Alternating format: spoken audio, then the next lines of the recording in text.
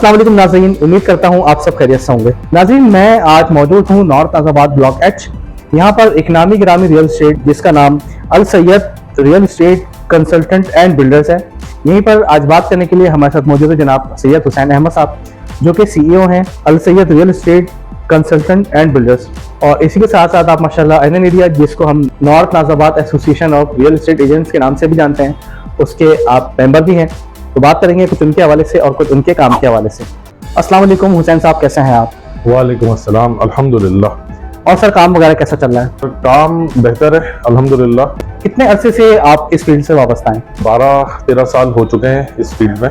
यहाँ की मार्केट की मैं अगर बात करूँ तो दीगर इलाकों की निस्बत कैसी है? नॉर्थ नाज़ाबाद बहुत बेहतर है अदर मार्केट, क्योंकि यहाँ जेन्युइन बायर अवेलेबल है और सबसे इम्पोर्टेंट चीज़ ये है कि ये प्रॉपर गुंजान आबाद है। यहाँ पर एक नॉर्मल मकान, फ्लैट और पोर्शंस वगैरह की कीमतें क्या चल रही हैं? यहाँ मकान की कीमत तकरीबन 3 करोड़ रुपए से स्टार्ट है, goes up to 5 and 6 crore rupees. अगर बड़े मकान की बात की जाए तो वो फिर अप टू 20 करोड़ रुपए तक भी जाती है, लग्जरी बेंगलोर की तरफ जाए तो। छोटे से छोटा अपार्टमेंट जो है 60 से 70 लाख रुपए का मिलता है। उसके बाद जो है अब goes up to 2 crore 3 crore, depend upon luxury और लोकेशन। पोर्शंस जो है सर 90 लाख रुपए से स्टार्ट है ऑलमोस्ट, और गोज अप टू 3.5 करोड़ रुपए, डिपेंड्स अपॉन द लोकेशन। आप यहाँ के अलावा और किन किन इलाकों में डील करते हैं? मेनली सर नॉर्थ नाज़ाबाद है, डिस्ट्रिक्ट सेंट्रल में, फेडरल एरिया है, शादमान, बफर जोन, नाज़माबाद और समवॉट नॉर्थ कराची के कुछ ब्लॉक्स हैं, वो हैंडल करते हैं। ऑनलाइन प्रॉपर्टी पोर्टल्स के आने से आपके काम में कितनी तेजी देखने में आई? ऑनलाइन प्रॉपर्टी पोर्टल आने से बहुत फर्क पड़ा है प्रॉपर्टी पे, और उनसे काफी आसानी हो गई है पब्लिक के लिए भी और रियल एस्टेट एजेंट्स के लिए, जिनको कनेक्ट किया ऑनलाइन पोर्टल्स ने। आप घर पे बैठे वन फिंगर टिप पे प्रॉपर्टी की असेसमेंट भी कर सकते हैं, कॉन्टैक्ट भी कर सकते हैं अपने मनपसंद एजेंट्स को। अच्छा, आपके ख्याल से क्या मटेरियल की कॉस्ट बढ़ने से पुराने घरों की कीमतें बढ़नी चाहिए या फिर वही रहनी चाहिए? इस पे बहुत फर्क पड़ता है। जब नई कंस्ट्रक्शन कॉस्ट बढ़ जाती है, लाजमी सी बात है उसकी जो है प्राइसेस बढ़ जाती हैं। तो लाजमी से अगर 30% इंक्रीज आता है नए प्रोजेक्ट में, तो नए से कंपैरिजन करते हैं तो 15 से 20% पुराने प्राइसेस में भी लाजमी फर्क आता है। रियल एस्टेट की फील्ड के अंदर एक ब्रोकर का किरदार कितना अहम होता है? रियल एस्टेट की फील्ड की जो बैकबोन है वो ब्रोकर है सर।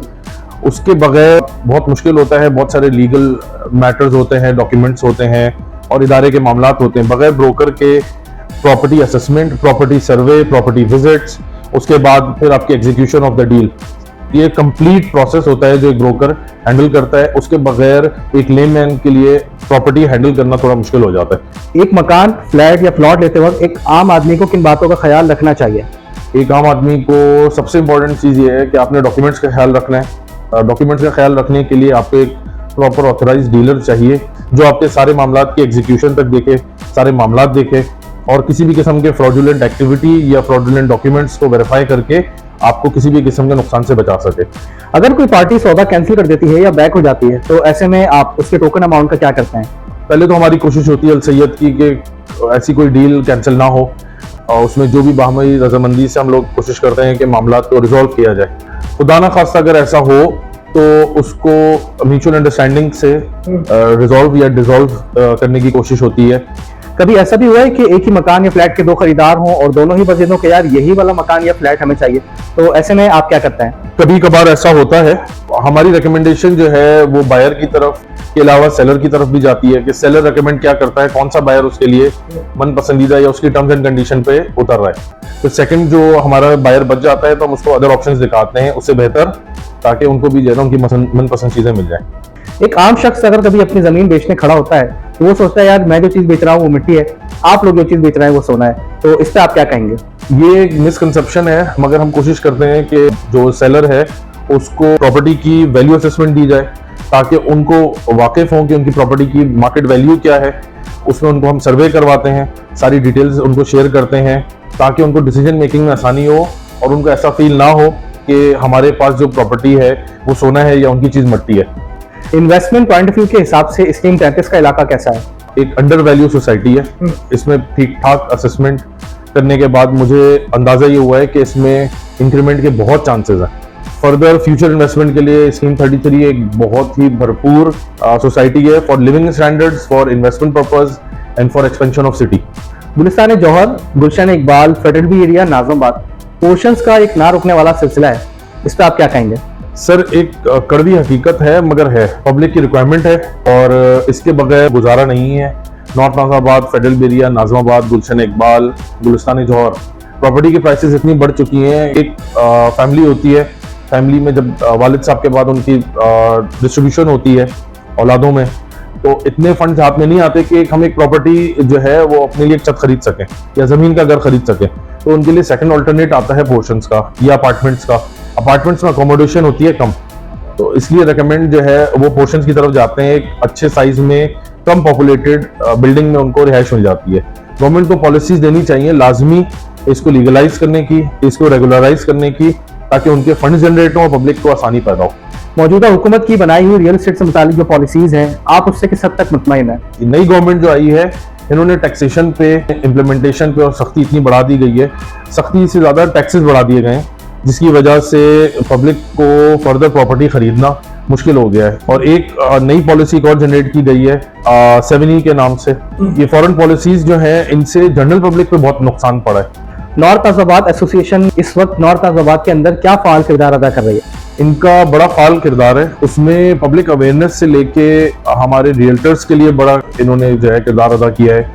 इसमें MOU, मेमोरेंडम ऑफ अंडरस्टैंडिंग, बहुत सारे साइन हुए हैं, जिसमें रियल्टर को भी फायदा हुआ है। एक प्लेटफॉर्म बना है रियल्टर के लिए अपना मैसेज पहुंचाने के लिए गवर्नमेंट को थ्रू एन एरिया।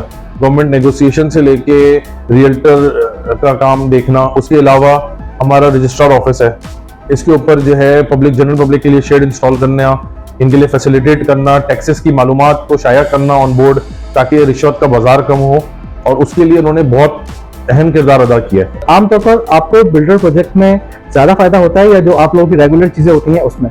सर दोनों चीजें साथ चलती हैं। बिल्डर प्रोजेक्ट में मगर हम असेसमेंट यही करते हैं कि वेल नोन बिल्डर हो। तो कोई नया बिल्डर होता है तो उसकी असेसमेंट और उसकी जो है प्रॉपर वेरिफिकेशन कराते हैं कि प्रोजेक्ट में किसी किस्म का कोई फ्रॉडुलेंट जो है एक्टिविटी ना हो या टाइमली डिलीवरी हो। हमारे नॉर्थ नाज़ाबाद में अल गफूर बिल्डर्स हैं, साइमा के प्रोजेक्ट्स हैं जो वेल नोन हैं, यूरो के प्रोजेक्ट्स हैं, जुबैदा बिल्डर्स हैं, DY बिल्डर्स हैं, जो बड़े बिल्डर्स हैं जो अच्छा काम कर रहे हैं, फाल काम कर रहे हैं, उनका प्रोजेक्ट की क्वालिटी बहुत अच्छी है, कॉम्प्रोमाइज नहीं करते हैं, टाइमली डिलीवरी पब्लिक की। कराची में जो आजकल रियल एस्टेट के हवाले से इतनी एसोसिएशन वगैरह बन रही हैं, तो क्या लगता है उनको उनके मकासद भी हासिल हो रहे हैं या इससे कागज के हद तक ही महदूद है? काफी हद तक कोशिशें और काविशें की जा रही हैं और रियल्टर एसोसिएशंस जो है माशाल्लाह अपना किरदार अदा कर रही है। गवर्नमेंट के साथ negotiation, property assessment, property valuation, FBR के साथ नेगोशिएशन, ये सारे मामलात हैं, मगर इनको थोड़ा सा एम्पावर्ड करने की जरूरत है। और आप जो कंस्ट्रक्शन का काम करते हैं उसमें आप मटेरियल किस लेवल का इस्तेमाल करते हैं? मटेरियल, हमारी पूरी कोशिश होती है कि एक क्वालिटी काम किया जाए, इस पे किसी किस्म की कोई कोताही, कमी बेशी नहीं की जाए।